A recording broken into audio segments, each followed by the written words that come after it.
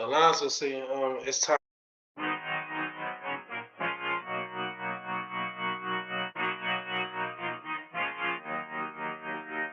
Woo!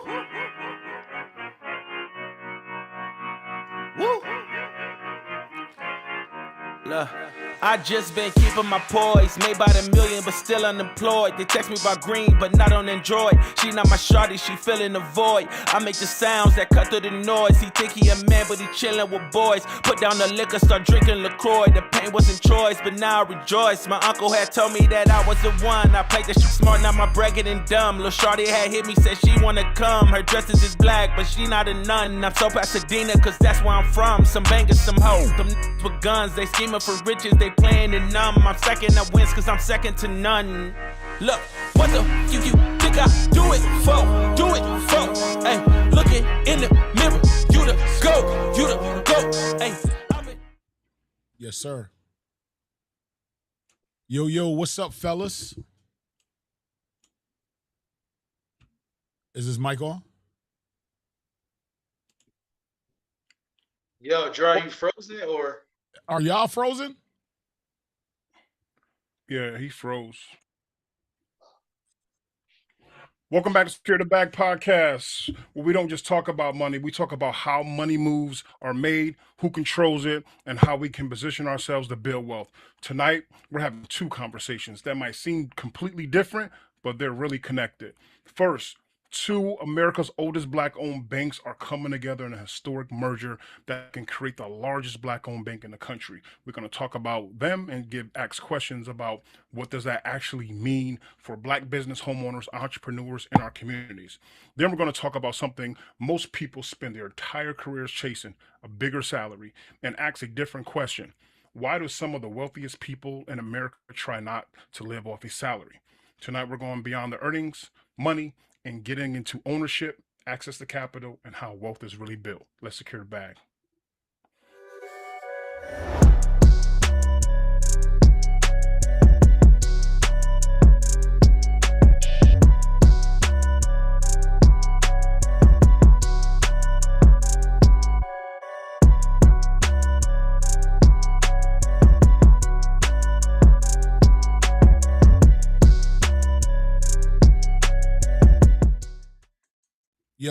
Yo, what's going on, fellas? We are back. How was you guys' week, man? What y'all guys been up to? Yeah, I couldn't join last week. We got jammed up. Shout out to Lonzo. Shout out to our accountability partner, Lonzo. But I got jammed up last week. I had to go to what do you call it? Military graduation, boot camp graduation, Basic training. Basic training. There you go. So I had to go out to St. Louis for that. And then I, forgot some of my camera equipment, so we couldn't get on. It's partially my fault, so my apologies. But also, it was your birthday. What up? What?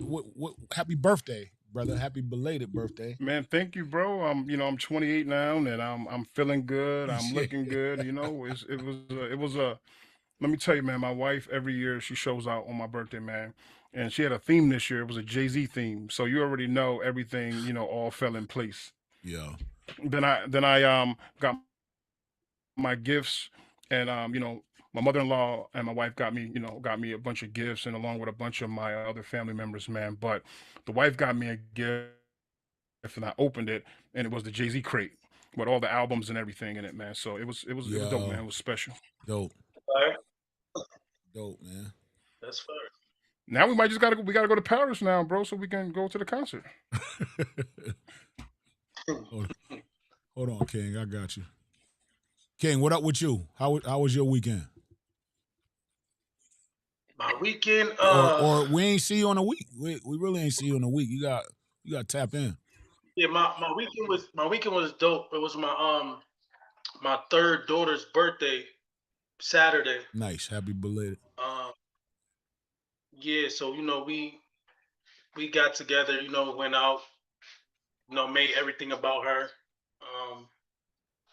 The next day we just got wet on the splash pad in the backyard. The whole family got wet, the baby, all of us, it was hot. Probably was like 93 degrees. But Everything is good, man. Everything is beautiful. I'm just I'm in the planning stages in the stages where I'm basically uh, getting all my thoughts together, getting all my plans together, so I can execute for these next moves that I'm about to make. Word. You That's what's up, bro. you cooking something, huh?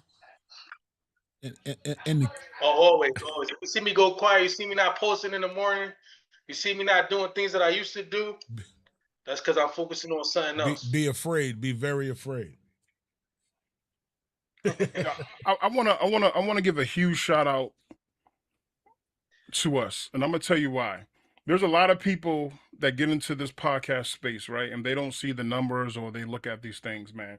And I was having a conversation with one of my boys the other day, and I was telling him like, man, we're moving, our business is picking up because of it, but we're not getting the views and subscriptions like we want. But it's moving, right? We're having an impact. People are saying, hey, we watch it.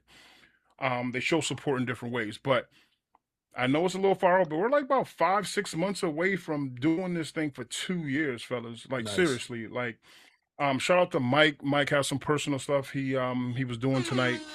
So he'll be on the next week or so. But shout out to us, man. We're doing it longer than 99% of the people who get into this space, man. And eventually when people start seeing the pod, start listening to the conversations, we're going to attract more people, man. I really do think we have genuine conversations. We don't do the clickbait shit.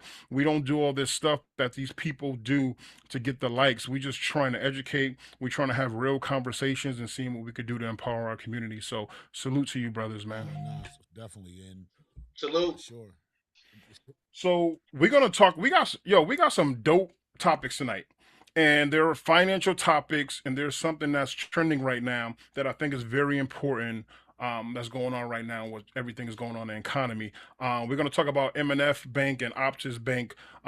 What is it going to mean for them to actually merge? But before we do that, AJ, you want to play the video real quick? I got which one? The YouTube? Hello. Yeah. The YouTube video, Jay? Yeah. I got you. There we go. Two banks founded during Jim Crow are about to create the largest black-owned bank in America. And if you know anything about my platform, you already know what I'm about to do. M&F Bank and Optus Bank have announced plans to join together. This deal is worth about $105 million. And if everything is approved, the new bank would have about $1.27 billion in assets, with 10 locations across North and South Carolina. But to understand why all that matters, we gotta go back. The early 1900s, black people were earning money, building businesses, trying to buy homes. And when it came to banks, they weren't just places to keep money. A bank could decide whether or not your family bought a home, whether your business opened, whether your farm survived, whether the money that you earned had a chance to grow. And back then, black people had very few places where they could safely deposit their money. And getting a loan to buy a home or build a business, that was nearly impossible. Simply put, the white banks weren't giving black people equal access. Surprise! Then came 1907. M&F Bank was founded in Durham, North Carolina. 9 black businessmen did what our people have done time and time again when America shut the door. They built their own. M&F became part of the group of black businesses that helped turn Durham, North Carolina into what became known as Black Wall Street. But then there's Optus Bank. Founded in Columbia, South Carolina, 1921, was founded as Victory Savings Bank. It was South Carolina's first black-owned bank, built in the center of the city's black business district. Both of these banks came from a similar need, making sure that black people had equal access when it came to banking. But if you fast forward to today, that problem hasn't completely disappeared. Now let me just say this, discrimination in lending is illegal, but black borrowers still face some barriers. Research has continued to find racial gaps in who gets approved for certain home loans. Black business owners are still less likely than white business owners to receive all the financing that they asked for. Does that mean that every black applicant who gets denied Was denied because of racism? No. Income matters, debt matters, credit scores matter, but history matters too, because generations of black families were blocked from owning homes, blocked from building wealth, blocked from passing that wealth down. So when people ask why black-owned banks are still needed, that is part of the answer. Optus says 78% of their loans go to minority borrowers, more than half go to small businesses, and more than 96% of its lending goes into counties that are dealing with long-term poverty. Imagine that mission with way more money behind it. So this isn't just about two banks becoming one. It's two pieces of black history combining their money, their reach, and their power. How's that for some black history? Two banks. That was fire. That was fire, and I'm happy you played the whole thing. I know it's pretty long, but I want to give the audience an idea of what these banks are and what they're doing right now. But so both boards have unanimously approved the transaction. It still requires shareholder approval and regulatory approvals along with normal closing conditions. But by the end of the fourth quarter 2026, these banks are going to be one. What do you fellas think about these two banks merging together? I think it's For dope, man. for me, it's a big deal because me personally, I always wanted my own financial institution. So I'm gonna be following them close and seeing what they're doing because like that's like I got so many different things that I want to do, but one of my biggest things that I want to do in my life is to get my own financial institution and do things that the banks don't do. So even right now, like all these years, I just been educating myself on what the banks aren't doing and what they do do. So the things that they do good for everybody, I'm thinking about implementing those different qualities or whatever into my institution. Mm-hmm. And the things that they aren't doing, I'm gonna do that in mine. And my goal is to take all their clients. So I'm grateful that I'm alive to see the merger of the two banks or the financial institutions. And they're in North Carolina. I know a lot of people in North Carolina and South Carolina as well. So I feel like this is a big thing, not just for the South, but just for anybody who had an idea, or even anybody who watched the movie Banker. I mean, the Banker. You've seen the Banker, right? The movie. So I Yeah. Yeah. feel like this is gonna give people more. It's gonna encourage them. It's gonna give them more pride, and seeing other people do it, they're gonna feel like they could do it too. So that's how I feel. Yeah, that movie was fire. I You I kind of low, Jay. yeah, my bad. I don't think I was really talking, but yeah, no, I definitely want to learn more. I'm definitely looking forward into investing.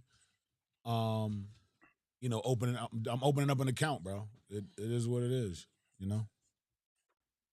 Yeah, it's dope because what it's going to do is, and I know, and this is one of the problems I have sometimes when I'm talking to certain people. You can probably guess what I'm talking about, right? They say, why do black people need this? Is black own this and black own that, and people forget, bro. We're like not even generations removed away from segregation, bro. Like we're not, we got family members who've still been alive, when the Titanic sunk.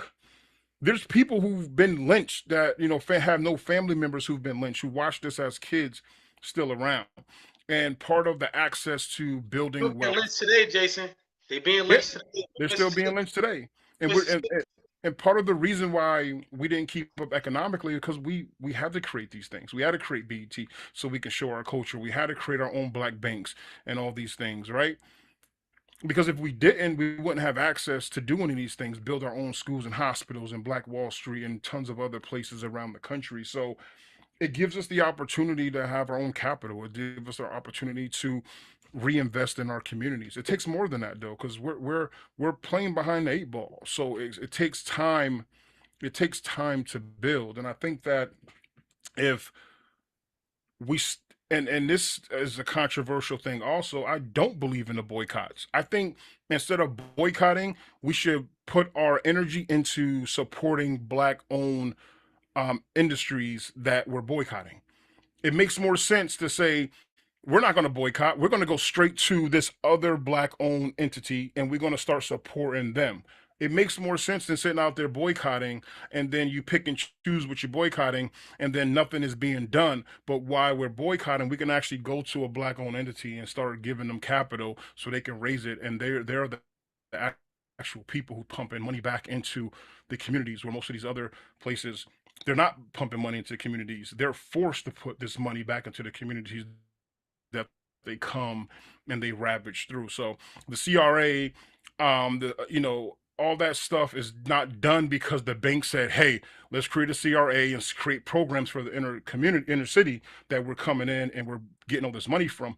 No, there was actually a board put together and the government say you have to do it. If you're coming in these communities making this money, you have to give back in some capacity, and the capacity they give back is all BS anyway because nobody is really being affected by it. They just have the program. It's not really affecting the communities anyway. So, Yeah, what they do you got the guys think about? What do you guys? hold on. I want to add Go to ahead, that. Sam. They got those programs to make it seem like they're doing something in the community, just to say, listen, we got the program. But a lot of times they have these Correct. programs and they don't let the inner city know about the program. Corporate just Correct. know about it, but It's the just inner city yeah. don't know that these things exist. So it's just like one of those check the box things. Exactly. Check.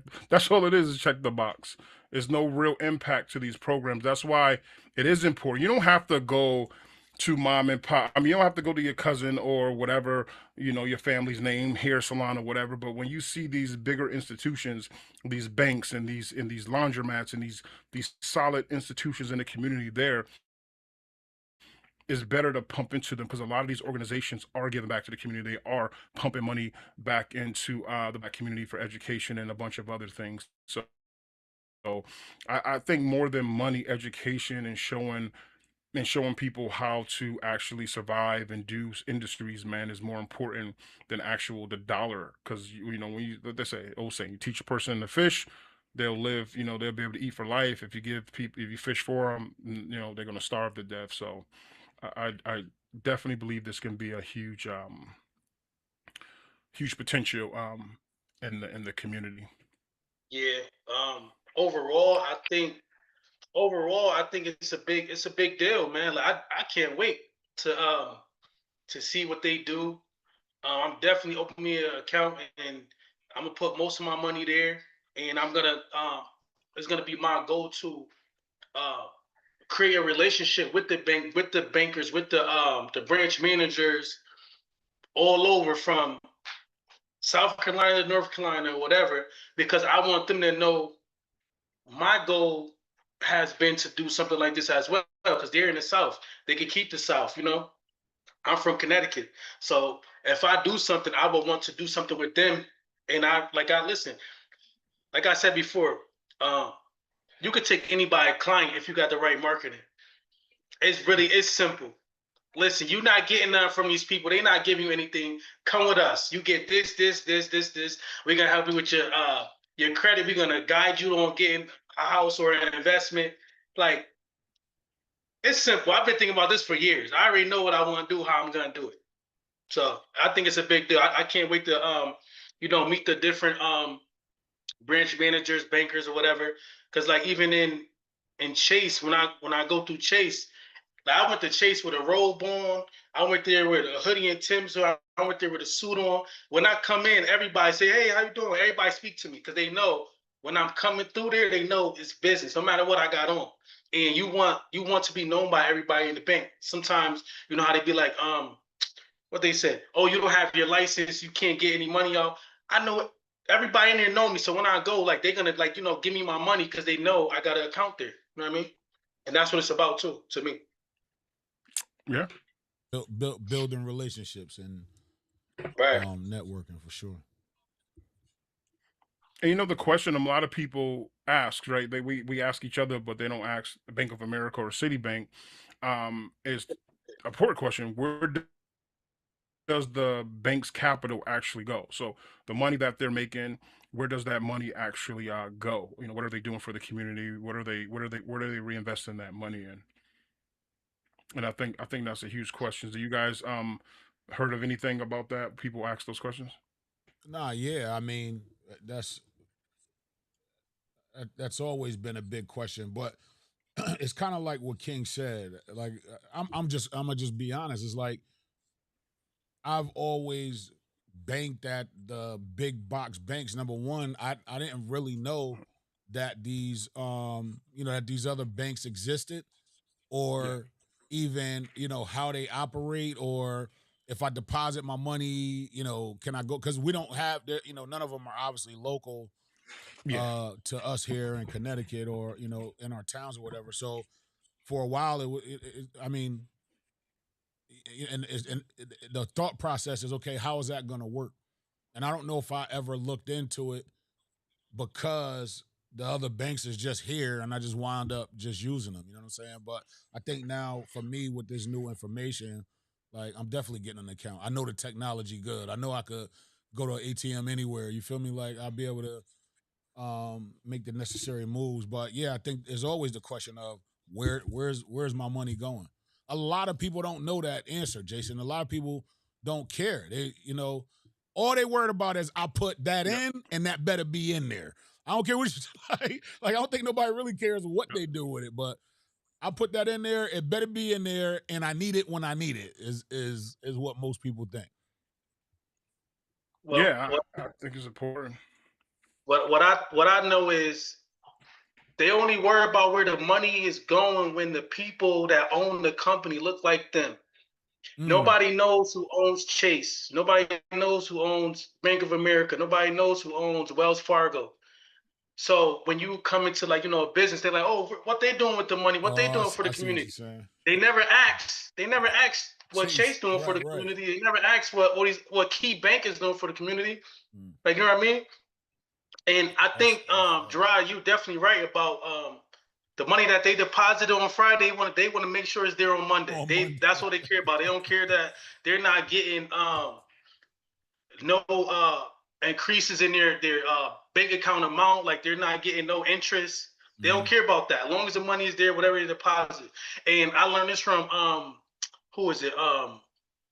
Mr. Whitehead, Derek Whitehead. Y'all follow him on social media? I think so.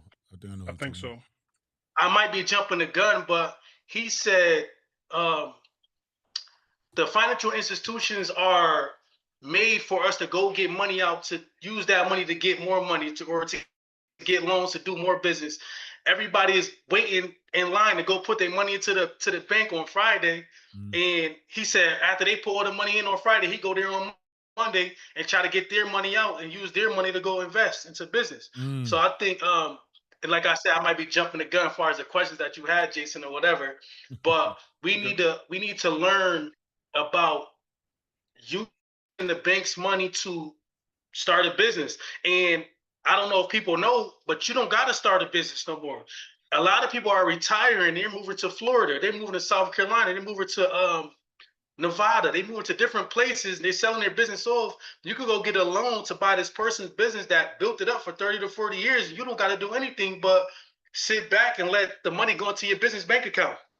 So you don't gotta start none anymore. You could go to www.bizbuysell.com, or you could go to www.loopnet.com to find a business that you want to invest in. I'm not building nothing from the ground up unless it's my personal thing that I want to do. But if you want to be a plumber, you want to do HVAC, you want to do any of these things, landscaping, they already have people that built their businesses, their families, their grandfathers built it. You could go buy their business, and you don't got to work in it at all. You could just come, tell them what they should be doing, and make sure the books is right, make sure the numbers are right, and you can move on and live your life. So think about that if you're thinking about investing. You don't got to start the business from the ground up no more. Yeah. Somebody did it already for you. Yeah. Yo, King, you said something that I wasn't going to touch on, but you bring something up that I think is crazy important. That is crazy important that you just said. You do not have to buy businesses. We have changed the way business is done in this country. I don't think people realize that. These multi freaking billion-dollar companies, they're no longer starting businesses. They want you, the entrepreneur, to go do the groundwork. Once you Right. do the groundwork, you build the brand, they will buy the brand from you, so they don't have to spend all that money in research and development and all these other things like that. So that's a good thing to bring up. And also, there is about what I think it's 6 million baby boomers or something like that are retiring soon. Right, That'll be getting out of their businesses, and their kids don't want the businesses. right, So now these businesses will be for sale all over the country, from dentist's office to doctor's office to laundromats to every industry. They're going to be selling their businesses, and like you say, you can go to that website, and there's many other websites. John Hope Brown talks about this a lot, and you can actually go to these websites and you can start speaking with them and seeing what will it cost to actually buy their business. And a lot of them will do owner financing, if it makes sense. They just want to right. move to Miami. They want to go to Arizona. They want to go somewhere where it's nice. They could drink a pina colada, live in their condo or beach house, and write out their Right, last days. So that's another huge opportunity that's going to be available now. Is actually starting now, right. for the next 20, 30 years. Yeah, That is a great Yeah. that's a great thing you just said, because I don't think a lot of people understand that you can go out there and buy a bit. Man, there's restaurants, there's freaking grocery stores, there's everything, laundromat. man. Everything is for sale. You go Everything. on Dot Loop, you go on a lot of these different websites. You just Google it, and you Right, can go in for 20, 30, 40, 50,000. So instead of getting that fixing your credit and getting a loan for a business that you're never going to intend to actually start, you can actually go take 50, 60,000 and go buy a business That's with a already SBA existing. loan yeah, with zero down sometimes, and with little as 10% down. right. You can start, you can buy a business, and with little interest too. We, So those opportunities are That's definitely what I'm we looking into that too right now. We always talk about doing real estate and taking our money and investing into that. I feel like if you do have 20 to 100,000, you can invest into a company, and then after a few years, you could use that income from that company to go get real estate anyway. So yeah, either way you do it, you still could yeah, win and do whatever you want. You know what I mean? That's how I'm looking at it. Like you got to use one thing to get to the other thing, and sometimes it might not be what you thought it was going to be, far as the way that you were going to get there on your journey. Sometimes you yeah, might have to pivot and do something else, and it's okay as right, long as you're moving forward. yeah. correct, The real estate market, where it is now, the the old plans ain't working for a lot of people. Talking about down payment assistance, or I could buy a house without using my money and this, that, and the third, with interest rates and taxes and insurance and all this stuff going on, is putting it out of reach for a lot of people. So you might need to pivot to go secure the bag first. You feel what I'm saying? yeah, So I think what y'all saying is definitely in line. And maybe we should do episode talking more about SBA loan and business financing and things like that, yo. I think we definitely need to talk more about that. That's the pivot right now, for real. Go increase your income, be profitable. You feel me? Like that's where we Right. got to be at. That's the goal. Also, you just said something about purchasing or whatever. Like if you look at the numbers, even nationwide, if you don't become a homeowner or get in the game of real estate, it's so many big companies that's gonna price you out. They're buying everything. Like yes, even the nice homes in North Carolina, South Carolina, like the nice decent areas that people have been talking about for the last 10 to 20 years. yeah, Like these big corporations are buying houses and renting them out. If you don't become a homeowner, if you don't get no property, if you don't invest, they're gonna make you a renter. You're gonna be forced to be a renter, Mm. and you're gonna pay whatever it is because everybody needs somewhere to live. So if you can afford to get in the game and learn and do your research Mm. about real estate, and look at different areas where the property value is the prices for the houses are lower, to where you can do a fix and flip or whatever, but you need to get in the game because you're not going to be able to get a house in the next 10 to 20 years. That's what it's looking like. That's what the numbers show. it's Yeah, crazy. Remember these numbers from 2026 to 2035. 6 million businesses face transition. 1+ million potentially attract acquisition candidates, and up to 5 trillion in business value right now from baby boomers sitting out there right now. To So the, that's everything you were talking about, right? Far as Everything. That's so when they say the biggest transfer of wealth the world has ever seen, this is what they're talking about from now into about 2035 to 2040 is going to be the biggest wealth transfer ever. Mm. And it's happening, man. Like you said, it, this window is not going to open because there's going to be millionaires created regardless, any market, right. anytime. But the transition of wealth, as many people that can get wealthy based off current economic conditions right now, that have money in their 401k, that have money in their properties, that have money in their checking and savings account that they don't want to do nothing with, this is where that money is being allocated to this transfer of wealth, man. And it's crazy. Yeah, Were you about to say something, Jay? we're like we smart as hell. Like the information is so readily available. Like you know what I'm saying? Like we're definitely way Yeah, smarter than we was 10 years ago. You know what I mean? 20 years ago. definitely, Um definitely. and I think a lot of people figured it out. I was watching a video earlier today about some of the best, or it was like the top 10 franchises to buy into. You ever heard of Seven Brew? Seven Brew, yeah. So Seven Brew is a new coffee chain, Mm-hmm. and this was crazy. When I was in St. Louis, I was riding down the highway, and a flatbed came by with a Seven Brew prefabricated building, bro.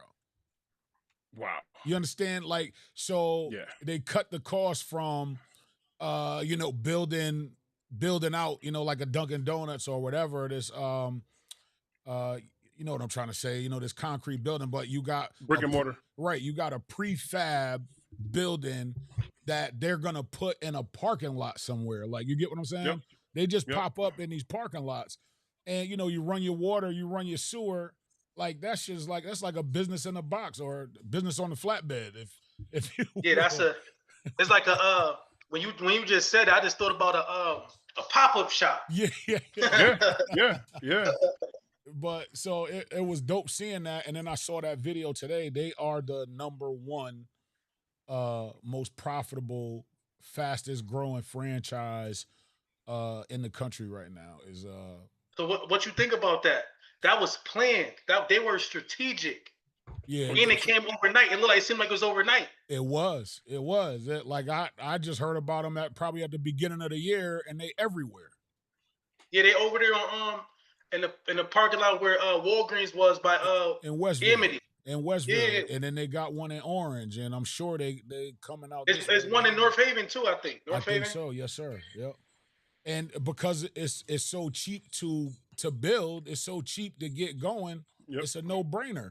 And me and Jason always had this conversation. Everybody need coffee, man. Everybody Right. buying coffee. Even if it's not good, they still gonna buy it. Nobody knows Yeah, nobody knows what good coffee is. It's just they just need Right. coffee. Yeah, man. You could give them army coffee and they'll drink it and be happy Yeah, about they it. drink anything. Yeah. Hey, look, you can make bad coffee good. You good. Look, You just slap a Starbucks label on it. as he's drinking his tea. Look at him. You're supposed to have your pinky out, okay? So before we transition real quick, I want to ask you guys a few questions about the black banks, right? And this is something that I think is important also. So when two black banks become one, we created one bigger black bank, right? Right. But we also reduced the number of independently operating black owned banks by one. So now instead of having two black banks, now we're merging together and it's one black bank, right? So is it more powerful for the black community to have 20 smaller black banks or 10 black banks that are several times larger and capable of financing bigger deals? I wish, I hope and pray that through this merger, they're able to get branches. Is my biggest concern. I don't care Yes. if it's 100 different franchise, black banks, but the point is access. I think access is the key. Um, marketing and access is the key, man. So if merging together is going to give them the opportunity to open up more branches to put in different neighborhoods where people have access, I say go for it. But I think if you merge this one bank just to kind of stay in one spot to probably, increase capital, increase lending power, maybe, I mean, I guess it's still cool, but I really want access in branches, man. You know how they do that, right? What? So most of these banks, how they get more brick and mortars and they gain more coverage is that they buy out other banks. So when you start looking Okay. at the banks in your neighborhood and they switch names and it goes from a smaller bank or a neighborhood bank or a community bank and it Yep. goes to like a Bank of America, Chase or Citibank, Like People's that's Bank. how they imprint into more communities is by like buy. So I'm gonna buy Fleet Bank. Fleet Bank is probably all around Connecticut, Mhm. so I don't only buy Fleet Bank. I also acquire their customers, and guess what? I also get their location. So now I got a footprint in all those neighborhoods now, so I don't have to spend money as Bank of America, Citibank, Chase to build a brick and mortar because I already acquired it. And Right. that's how they save a lot of money on the back end, and it's easier to integrate. You know why? Because most people ain't going to the banks no more. Banks have Right. literally downsized. Like even when I was at the bank managing, they were downsizing, man, 10 years ago. Right. And even before then, they don't want you to come into the bank no more. You know why?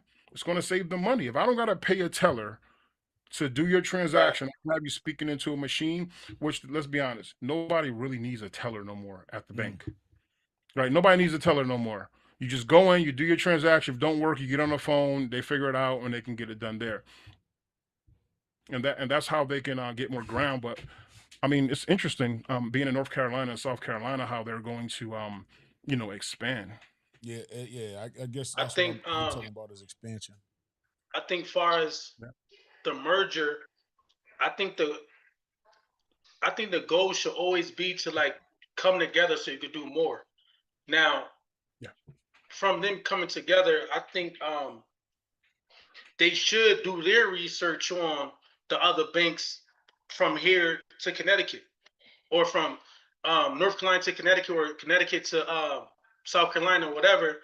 See who got what going on, and speak to them to see how they could be a part of what they got going on, and they could use them to leverage to have their clients get more access to more capital and different things like that. And even like um, Wells Fargo on Welly Avenue was closed down. Wells Fargo on what's that? Elm Street downtown New Haven is closed down. Just imagine if you got a bank right there where everybody be in the heart of this, like the city. People will come if they're getting something though. They have to be getting something. It has to make sense. And we're not talking about sense with an S. We're talking about sense with a C. It got to make sense to the customer. Yeah. But we And, can't. We you can't make it make sense. You can't make it make sense like the bigger institutions because you don't have that 5 trillion unlimited cap of money that they have. You know what I mean? Now, if we all went there and we made deposits and we stay loyal to them like we do the other banks, then they can grow enough capital. It just takes a few years. Once you get enough depositors and they reinvest that money, I mean, they can grow their cap rate like they can go crazy in like 2 or 3 years. But we can't. They can't give an incentive because it'll shoot them in the butt. Because what's the first thing a lot of us are going to do? We're going to take advantage of it. So now they're going to be in a situation where they're losing money. Hey, here's $50 to open an account. Right? You just need 25 to open an account. We give you a free $25. What's the first thing most people going to do? They're gonna go open an Open an account. They're gonna account take just to the get. whole 50. They're gonna take the whole 50 out, and the account was gonna close, and they're gonna lose Well, millions of dollars by doing that. So you gotta gain. You gotta banks like just like you want their trust. You gotta gain. They gotta gain your trust also, right? They want you. They want to trust you that you're gonna do the right thing, and then they're able to really grow the depositors and give those incentives out to the community. yeah, it's definitely interesting. And don't get me wrong, even when I It is, said man. opening up other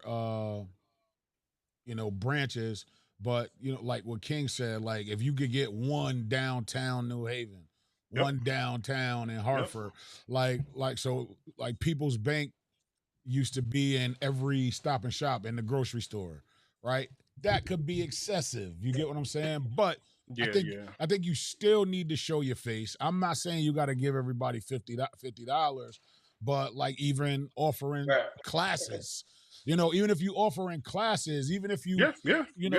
teaching people how to, how to be better customers, how to be better, uh, uh, you know, yeah, how to be better customers. You get what I'm saying? How can you benefit me by me depositing my money in there? You know what I mean? So just the education, I guess, is what I'm trying to say.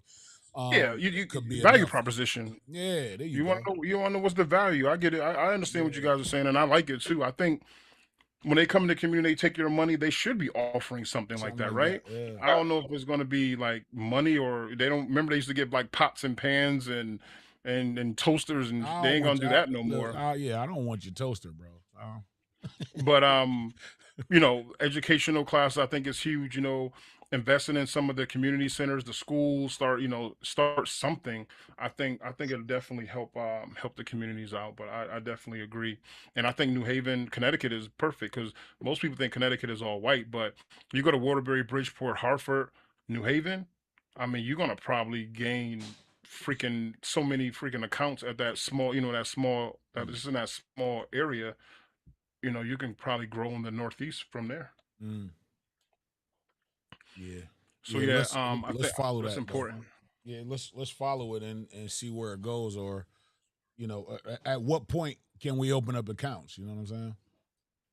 You know what? And this goes with the next. Oh, go ahead, Jay. Yo, nah. I was about to say, let's start a challenge. Let's start a secure the bag challenge. Let's see how many people we could get to open up $100 account with the bank, yo. Let's do it.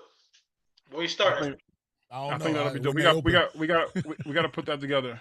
We got to go to the banks, and once they merge, we got to do like a report there and say, yo, we're challenging the black community to open up so much in each in deposits, Mm. and we'll give them a free So toaster. so we're gonna go there. We're gonna go to the bank Yeah, we can and go to do the and we're bank. gonna report. Yeah, we go to the bank and we can do like we'll go outside. We'll do a little, whatever. We'll see. We can speak to the manager, let them know who we are. Do a little challenge, and then we can give out toasters and Yo, this give guy out in the toasters toaster. and pot and pan sets from the dollar store. We can do that.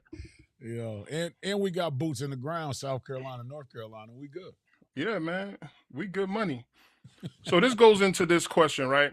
What would happen if black household, churches, businesses, professional organizations, and high income earners intentionally placed more deposits with institutions that were simultaneously committed to lending capital back into those communities? What impact can that have? Is it a black Wall Street type of impact, you think? Listen, man. With social media, and we're not the minority anymore, right? You know what I mean? Yeah. And we're stronger. We And never were. We never were. exactly, We're the 100%, majority. We're not the minority. 100%. So yeah, heck yeah, it'd be powerful. Like, you know what I'm saying? I think it'd be very powerful, and I think it should happen.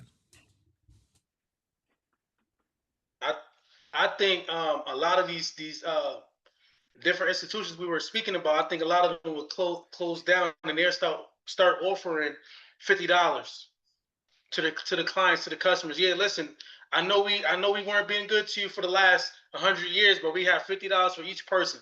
I think they will start doing that.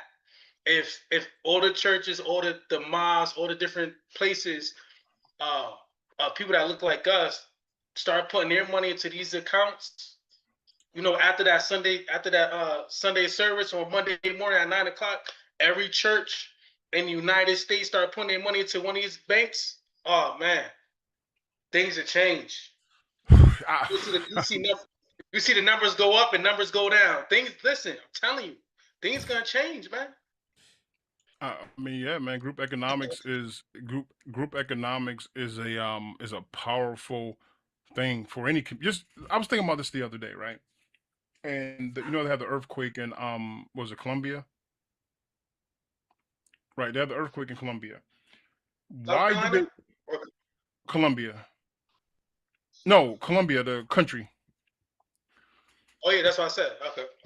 Why is the Red Cross, why are they collecting money? Yo, we're giving billions of dollars out to people, to countries like every freaking year, right? Why are we collecting money? right? Why are we collecting this money for that when we can just basically just prepare them ahead of time, or they can have money, or the government or whoever can give them money, right? What if we took that same mentality before disaster happens and pooled that money together and did our own communities, and or we focused on putting those deposits into those banks? I think Killer Mike was doing it with, I think it's Green Street Bank in Atlanta. He was doing that for Green Street. He's telling people, "Hey, black owned bank." I think he has ownership in it or whatever, but still, like, hey, come do a deposit, get your deposits here, get your direct deposits. Guess what? That direct deposit they putting in at Chase City Bank and Bank of America. You know how much many millions of dollars they're getting deposited into their account? It's not the money that's being deposited; it's the money that sits in that account that they're drawing interest off of from doing loans. Banks just don't, like, banks don't make money just off of deposits. They take that money and they lend your money right back out for car loans, for credit Right. cards, for It's home a So, loans, it's a so it's a thousand personal dollars loans. every dollar, That's right? all. That's all your money that they're giving back out to other people. And when they put you put your money in there. They say your credit sucks, you don't qualify, but we're going to give this other dude your money at a higher interest, and that's how they make, their millions. And then they do insurance, also write insurance also. so here's a good one for you. So, based off of what you just said, would the black bank be any different? Would the black owned bank be any different? That's a good that see I, that's the I question. wasn't What? expecting the answer, but just a thought, just a thought. No, you don't need a thought from me. I'm gonna give you an answer. I don't know. I mean, I don't know the history of these banks. I don't know what their intentions are. We're learning more about them the past week or two as they started announcing the merger.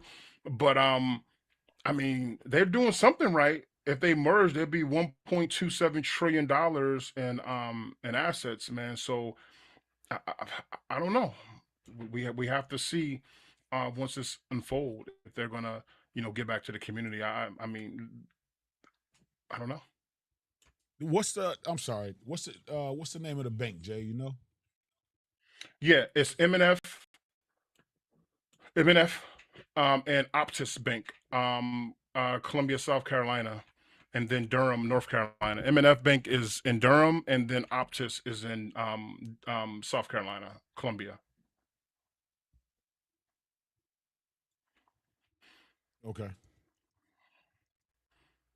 So I want to M&F know if they're start open. M&F's been around since 1907. It's crazy. And then Optus has been around since 1921.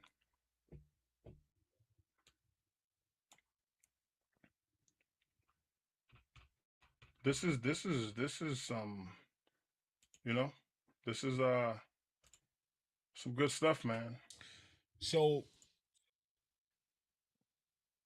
so this is still. I mean, this is still at the beginning phases. I'm assuming. Is Yeah, there? they haven't even well, the board passed. They still got to go through all their compliance and with the government and everything like that. But I mean, it's gonna pass, man. They'll merge unless something crazy happen by the end of the year, and then I think they're gonna merge into actually Optus. They're gonna become Optus Bank. Okay. Mergers are scary, man. I don't know if anybody been a part of a merger before, but they can be scary, especially when your bank is the one being merged into the other, because now, that corporate structure starts to break down. Hey, we got too many executives, so we got to start cutting some heads. We got too many managers, like they start, reallocating positions and also giving packages, saying, "Hey, man, we'll give you a severance package." Budget cut, budget cut. Remember that, Jason? Listen, Budget cut. Oh, let me see if I can. so it's On it's my it's fault, yeah, that's military. it's going to Budget be cut. That's a budget cut. Yeah, budget cut. it's going to be interesting, man. It's going to be interesting to see where this goes and what impact it has on our community. But I like it. I like it so far from what I've read and what I've learned about these two institutions. under the terms of merging to Optus.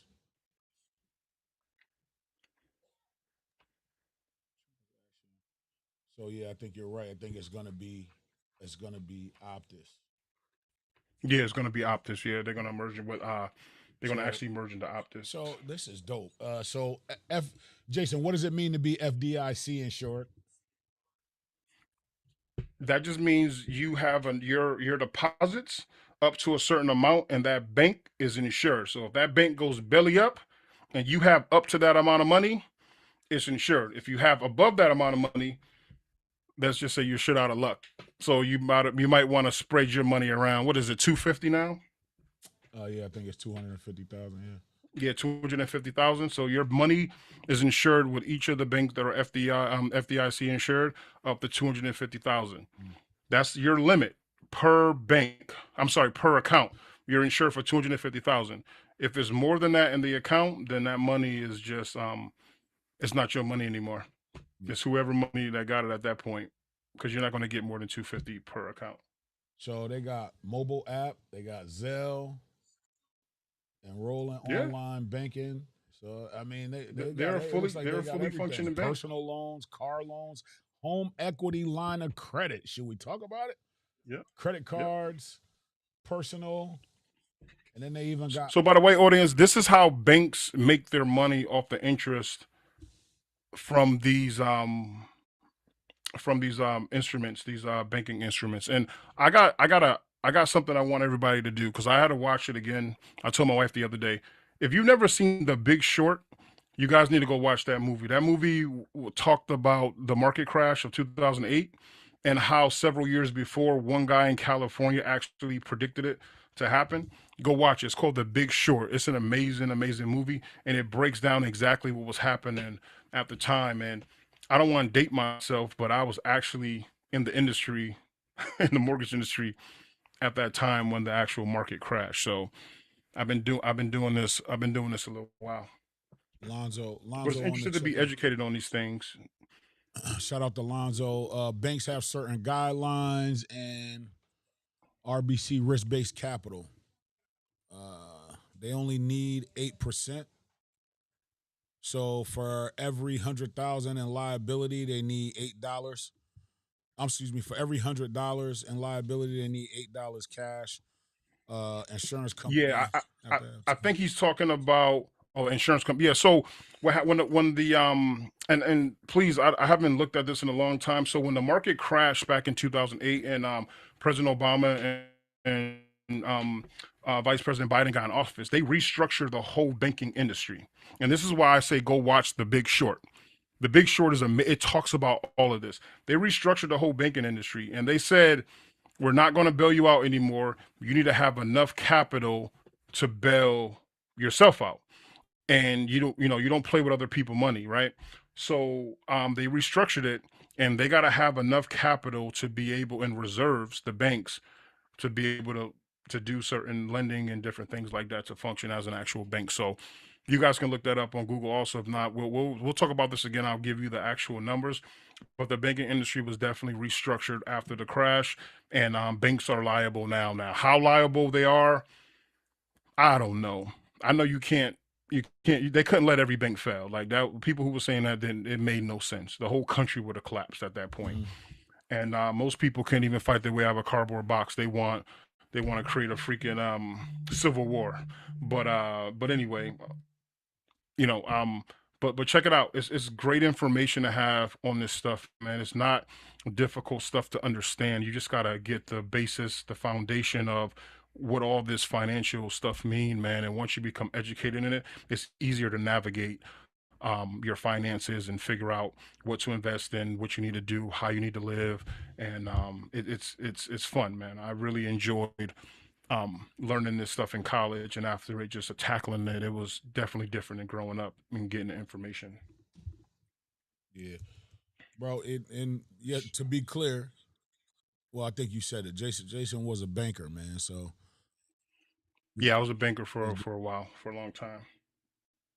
my boy know what he Yeah, know his stuff, man. Shout out to Lonzo on the check in again. Shout out to Miss Shalita. Miss Shalita said her money better be in that account, bro. She not. She's not playing. I hear you, love. It better have your money there. I'm telling Better you, have- it's gonna be problems, My money better be there, she said. consequences, and repercussions. Yeah. So, so, so as we move forward, man, and that leads us to another misconception about money. We've been taught that the goal is to earn the biggest paycheck possible, but once you study wealthy people, you start seeing something different. They don't necessarily want more money. They don't want more salary. What they want is more ownership. And why is that? Why do they want more ownership? Why are wealthy people so gun ho about ownership and do not want to collect the salary? And you know what's funny? This is happening right in front of our face. This is happening in front of our face. We're seeing it every day. We're buying products from all these people, and we're not even watching the game they're playing. And this is why being educated and over the past 10, 15 years, I've been learning things I didn't know. And even these past several years, I've learned so much on nothing should be in your name. You shouldn't be collecting a salary. The tax code is not meant for W-2 employees. The tax code is meant for corporations. And that's what we're not taught. And that's where we get screwed up paying all these taxes because it's not meant for us. And I'll tell you something, and people hate when I say this, but this was a profound thing, and it's gonna mess you up right now because it's a little political. This is a profound thing that the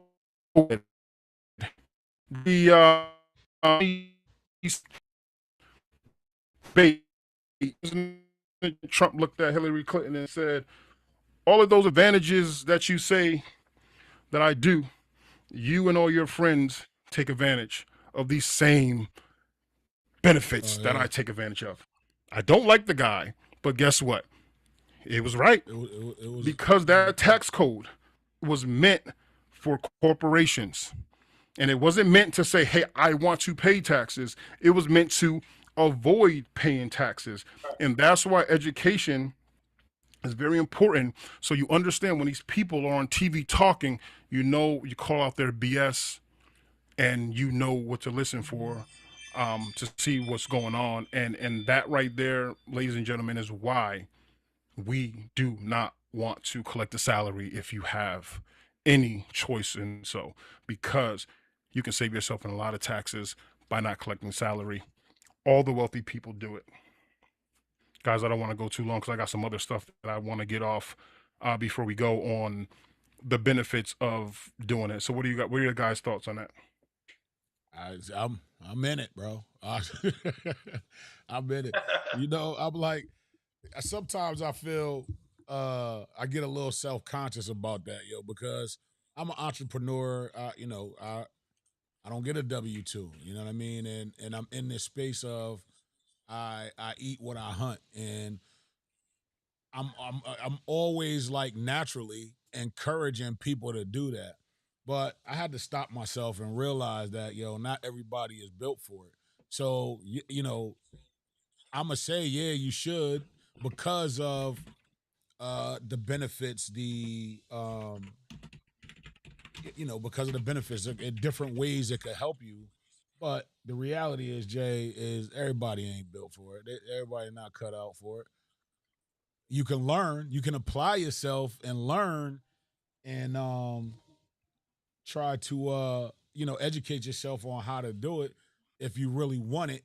But it ain't easy as the way it just rolled off of Jason's out of Jason's mouth. It's like, it's tough. It ain't easy. So What's not easy? Well, in terms of being an entrepreneur, not so a W. Most people get W-2s because of the peace of mind, because of the ease. I know I could go punch in on Monday, and then money comes out the other side on Friday. But sometimes, as a self-employed person, a business owner, an entrepreneur, it might not be that cut and dry.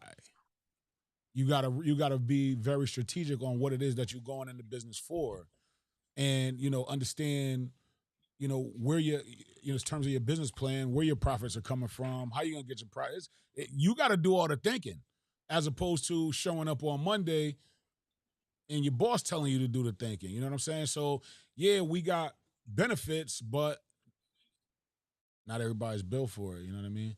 Imagine if everybody in this country did not have a W-2 and they was a business owner.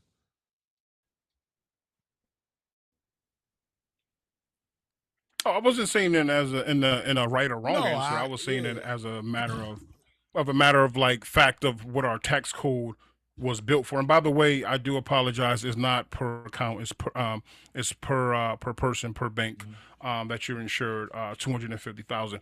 No, what I was saying was I was just giving an example of how why wealthy people do not want to collect a salary because you got to pay taxes on that salary. No, yeah, and I understood that, but I just took it to a space where even though there's tax benefits there, we should what you said was something along the lines of we should take advantage of that, or would you say we should be business owners, or we should not be W-2? I can't remember exactly what you said. It was something along No, those I never lines. said that. Oh, okay. I thought that's what I heard, but Now, he never said that. He said we're not educated on it, and he said um, the wealthy people or the people that own businesses or corporations. That's why he basically said they take advantage of those oh, tax oh, codes oh, or whatever. Yeah. Um, I would say it'd be cool if everybody did have the information, but we need the people to collect salaries. I need people to be Yep. working for me in the future. right. So I don't want everyone to be an entrepreneur. If this is what you want to do, if this is your thing, if you got a business, if you're passionate about whatever it Mm, is in your life, then definitely go for it. But don't force it. We need people to work. I need people to collect W 2s. mm, I need people to be looking for jobs in the future because I'm gonna need people to work for me. mm, Um, Yep. Personally, if you are an entrepreneur, if you do got something to sell, if you have product, if you have services or different things like that, and great product and services, you should be an entrepreneur. You should be figuring out how you can use the tax codes to make your life and your family life better.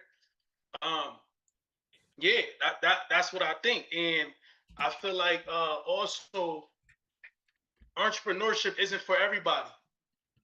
You know, it's not for everybody. You're gonna be mocked. You're gonna be People gonna speak down to your family. Not gonna support you. People gonna look at you like, man, this person think he gonna get some money. He think he gonna do this. She thinks she gonna do that. You gotta be willing to go through it because listen, it's not easy. And I sold everything.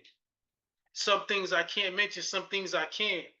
But you have to it have to be in you. You can't just think about money. You got to be on a mission. You got to have plans. You got to have structure. You got to be organized. You can't only solely think about money. You got to figure out who your audience is. You got to figure out where you want to be in the next couple of months, in the next couple of years. You got to plan it out before you do it. mm, You got to be strategic. right. So it's a lot that goes into it. And listen, just getting a job and going to work, that's easy. And hold on, Gerard, you said something about your your supervisor wants you to think. No, they don't. They don't want you to think. They just want you to do what they said do, and you better do it good, or they're gonna have somebody come and replace you on Monday. You know what I mean? Do your job and don't ask no questions. It better be a basic question. Don't ask why this and why that, why so and so get more than me. You can't ask that at your job because you will be replaced, and you're just another number. But the difference is being an entrepreneur. Uh, you can create money out of thin air. When you go to work, you can't do that. You gotta work overtime. You have to wait for 6 months to a year to get a 50 cent raise. But when you're an entrepreneur, you could get paid when you want. Mm, Everything is based on you and the hard work that you put in. So, that's the difference. It's not for everybody. I worked jobs for years where I was doing entrepreneurship at the same time. People didn't know that I had a job. They'd see me like, yo, dang, you do this, you do that. They never knew I had a job. mm, So you got to put the work in, you know, put the work in. Make sure everybody know who you are, know what you do, and every chance you get, turn it up another notch. I agree. This is a topic we're definitely going to come back on because I want to talk about how the wealthy don't pay taxes, get a little more deeper, and also I want to talk about how they actually don't collect the salary. They take loans out against their assets, and they don't pay any taxes on it. That's what I'm So talking about. it's more layers to this that are fun that we're going to get into. But right now, we're about to drop some gems. And King, start off with the gem, man. I like Hello Handsome. Hold on. Oh yeah. My wife got me this. My fault. Oh, okay. My wife got me this. That's a nice cup, brother. That's a nice cup. She just make my life better. Listen, bro, I love it. So my gym is gonna be strategic. Never let them know your next move until you accomplish the goal. After you accomplish the goal, then you pop out, then you show them what you did. And sometimes everything ain't for everybody. Sometimes you don't gotta speak about it. Sometimes you just gotta show with your action.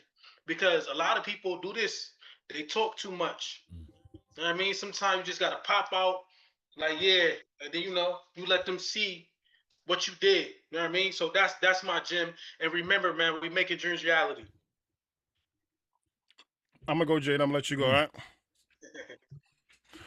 Listen, I can't. Hold on, Jay. We got Hey, King. Yo. What's up? You was freezing up. You was going in and out. Yo. Nah, he was good. I heard it. All right. That's why I said. Oh yeah, we gotta become innovators. We gotta become risk takers. We gotta become collaborators. We just gotta become more for ourselves and for each other, man. You can't lead, and this is where I think a lot of us men don't learn at a young age. You gotta be more selfish.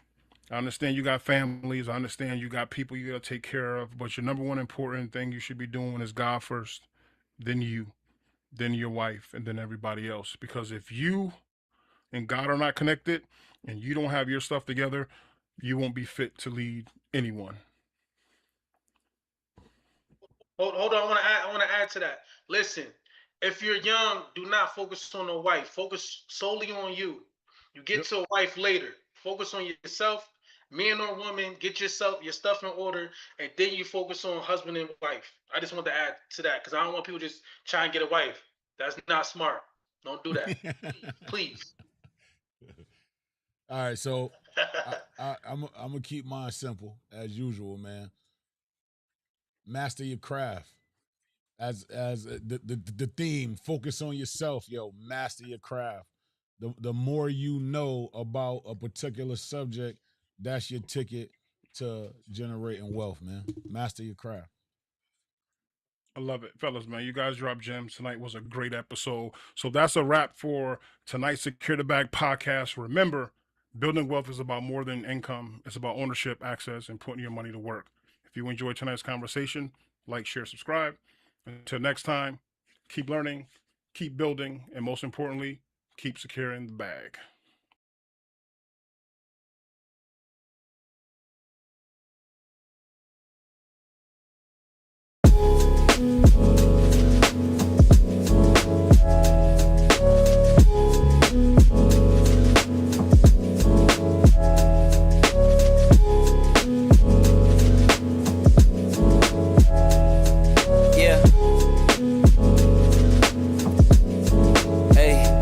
Beginnings on the cusp. Not too old to adjust. Old dog, new tricks. Remember, I was just a pup. Something dirty in my cup. Clean soul, good karma is a must. Still my shooter in the cut. I was stuck inside a rut. Played the game, made bank, move G. Anything to get a buck. You won't find me in the club. I'm in the lab trying to sharpen up the sword. Swinging blades at these scrubs.